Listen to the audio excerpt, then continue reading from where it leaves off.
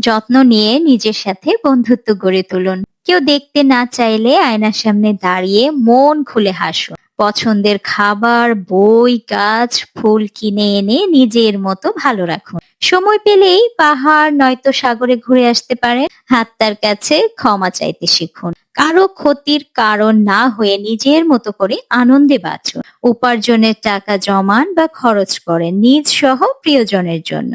Introvert হয়ে ঘরের কোণে বসে গান শুনতে যদি ইচ্ছে হয় তাহলে গান শোনেন, বা এক্সট্রোভার্ট হয়ে বেছে নিয়েছেন যদি হই হুল্লোড়, কোলাহল, বন্ধুদের সঙ্গে আড্ডা, সেটাও করতে পারেন। সায়েন্স মিউজিয়ামে নতুবা art festival, just not matter. শুধু লক্ষ্য রাখবেন আপনার হয়ে অন্য কেউ যেন আপনার জীবন যাপনের সিদ্ধান্ত না নিতে পারে। সামান্য একটা ঘাস ফুলের মতন জীবন, অন্যের মন মতো হতে গিয়ে নিজের মন ভাঙা যাবে না, কিছুতেই না। আফসোস জমানোর মতো স্পেস বুকের জমিনে রাখতে হয় না। বাউন্ডারি সেট না করে এক কদমও এগোনো ঠিক নয়। সাজানো মনের বাগানে অন্যের পছন্দের বীজ কেন রোপণ করবেন বলেন তো?